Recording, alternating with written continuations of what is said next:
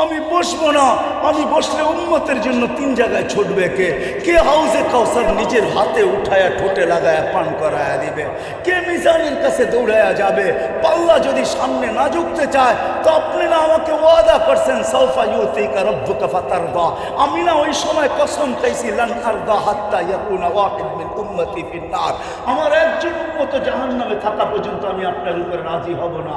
আমি মিজানের পাল্লায় দৌড়াবো, সামনে যদি পাল্লা না ঝোঁকে তো হাত উঠায় ঝুঁকায়।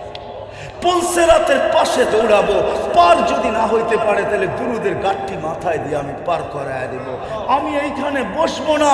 এটা হলো দ্বিতীয় জায়গা যে আরো সে যায় বলে নাই, কিয়ামতের মাঠে বলবে না। যখন দুনিয়ার থেকে বিদায় নিতেছিলেন, মালাকুল মউত বুকে হাত রাখা অবস্থায় জিবরিল বারবার বলতেছে আল্লাহু ইয়ান্তাযিরুক, আল্লাহ আপনার অপেক্ষায় আছে। আনতা ইলা রাফিকিল আলা। তখনও চোখে পানি। যার 9টা ফ্যামিলি ছিল, কারো ঘরে খাওয়া ছিল না, নিজেও ক্ষুধার্ত ছিল। আম্মা জান আয়েশা রাদিয়াল্লাহু তাআলা আনহা চিত্র তুলে ধরছেন যে আমাদের ঘরে বাতি জ্বালানোর মতো তেল ছিল না, যদি থাকতো তো খিদা নিবারণের জন্য এটাকে পান করে নিতাম। 9টা ফ্যামিলি ক্ষুধার্ত, নিজে ক্ষুধার্ত, হাসান ক্ষুধার্ত, হোসাইন ক্ষুধার্ত, আলী ক্ষুধার্ত, ফাতেমা ক্ষুধার্ত, কারো জন্য চোখে পানি না। জিবরিল জিজ্ঞাসা চোখে পানি তো পানি কেন? বলছে ফামান লিবাদি উম্মতি, আমার পরে আমার উম্মতকে কে দেখা রাখবে? লানত আমাদের জিন্দেগি। ও বাংলার মানুষ, আমি বুঝাবো তো বুঝাবো কিভাবে? আমি বুঝাবো? আল্লাহ যদি আমাকে পাওয়ার দিতেন তো আপনাদের বুক ফাইরা আমি ঢুকায়, ওই পাওয়ার আল্লাহ আমাকে দেন। যে নবী দুনিয়ার থেকে যাওয়ার সময় চোখে পানি নিয়ে যাইতেছে, চিৎকার দিতেছে ফামান লিবাদি উম্মতি, আমার পরে উম্মতকে কে দেখা রাখবে? তো আল্লাহ সান্ত্বনা দিতেছেন, জিবরিলকে পাঠায় বলতেছে বন্ধুকে বইলা দাও লা আতরুকু উম্মাতাকা ওয়াহদা ওয়ালা আতরুকু উম্মাতাকা ফারদা, আপনার উম্মতকে আমি একা ছাড়বো না, আমি আছি আমি আছি আমি আছি। হয় ওলামা বুঝবে কি বুঝবে না আমি জানি না, আপনারা বুঝবেন কি আমি বুঝবেন জানি না। প্রতি জুমা ওলামারা খুতবার ভিতরে পড়ে ইন্নাল্লাহ ওয়া মালাইকাতাহু ইউসাল্লুনা আলান নবী ইয়া আইয়ুহাল্লাযীনা আমানু সাল্লু আলাইহি ওয়া সাল্লিমু তাসলিমা। আমি এখানে আল্লাহকে প্রশ্ন করতে চাই, আল্লাহ আমাদেরকে দুরূদ পড়তে বলতেছেন, আমরা তো একদিন মারা যাব, তাহলে তো আপনার বন্ধুর দুরূদ শেষ হয়ে যাবে। তো আল্লাহ বলতেছে ফেরেশতা পড়বে। আমি যদি বলি আল্লাহ ফেরেশতাও তো মারা যাবে, মালাকুল মউত মরবে, তো আপনার বন্ধুর দুরূদ শেষ হয়ে যাবে না? এই জন্য আল্লাহ শুরু করছে নিজের থেকে ইন্নাল্লাহ। আল্লাহ এই প্রশ্নের জবাব আগেই দিয়ে দিয়েছেন, মানুষ তুই মারা যাবি, দুরূদ বন্ধ হবে না। ফেরেশতা করবে, ফেরেশতা মারা যাবে, দুরূদ বন্ধ হবে না। আমি আল্লাহ বন্ধুর দুরূদ বন্ধ হইতে দিব না, আমি আল্লাহ করতে চাই। ওই হাস্তি আমাদের ভিতরে পাঠিয়েছে যে যাওয়ার সময় আমাদের জন্য চোখে পানি। শেষ দলিল আরো হাজারো দিতে পারি আমি। শেষ কথা, যেদিন কবর থেকে উঠানো হবে, জিবরিল আসবে, হুকুম হবে ইতি হাবিবি মাকামাল মাহমুদিয়া। জিবরিল জিবরিল আমার বন্ধুকে মাকামে মাহমুদে নিয়ে আসো। জিবরিল কোনো না কোনোভাবে চিনতে চিনতে রওজায়ে আতহারে আসবেন। ওই কথার দিকে আমি যাইতে চাই না। সে পর মারবে আর বলবে তুমি ইয়া হাবিবি। আল্লাহর রসুল ওঠেন, আল্লাহর বন্ধু ওঠেন, আল্লাহর রসুল উঠবে, ওয়াহুয়া ইয়াবকি ওয়া ইয়াকুল, ওয়াহুয়া ইয়াবকি ওয়া ইয়াকুল, কাঁদতে কাঁদতে উঠবে আর বলতে বলতে উঠবে জিবরিল আইনা উম্মতি। জিবরিল আমার উম্মত কোথায়?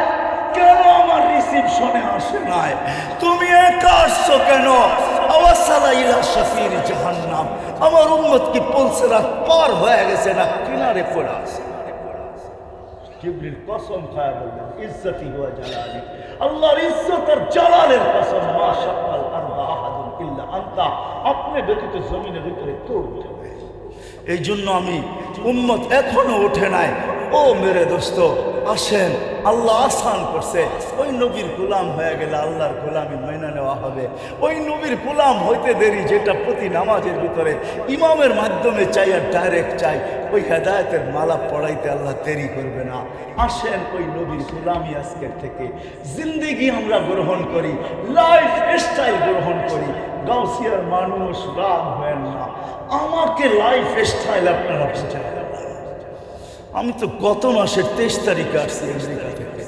আমি শাটডাউনের সময় আমেরিকা গেছি, এটা আমার 5ম বার ছিল। আরও 2026 পর্যন্ত আমি যাইতে পারবো। আমার কাছে অ্যাবিলিটিও আছে, ভিসাও আছে, আল্লাহ আমাকে দিয়া রাখছেন। দুনিয়ার কোনো উন্নত দেশ বললেন না যেটার ভিতরে আমি চষি নাই, এরকম কোনো মহাদেশ নাই যেটার ভিতরে আমার পায়ের ছাপ নাই।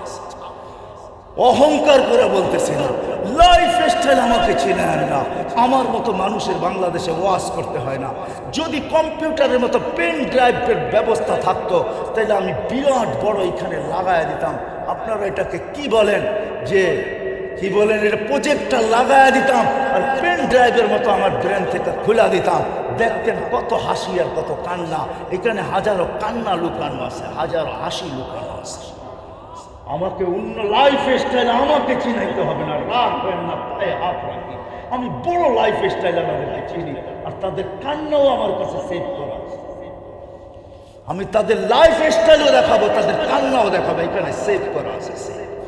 ওটা অস্ট্রেলিয়া বলেন আর আমেরিকা বলেন, ইউরোপ বলেন আর জাপান বলেন, উন্নত বিশ্ব বলেন আর যেইখানে বলেন আপনি, আমার কাছে হাজারো সেভ করা আছে। প্রতি সফর আমাকে কাদায় আনে, কাদায়। আমি কাঁদতে কাঁদতে আসি, এরকম কোনো সফর নাই। এইবারও আমার সফর শুরু হয়েছে নিউ ইয়র্ক থেকে, শেষ হয়েছে সান ফ্রান্সিসকো। আমি আটলান্টিকের পাড়ের থেকে শুরু করছি, আমি যে প্রশান্তর পাড়ে শেষ করছি, আবার আটলান্টিকের পাড়ে এসে বাংলাদেশে রওনা করছি। আমাকে বুঝাইতে হবে না।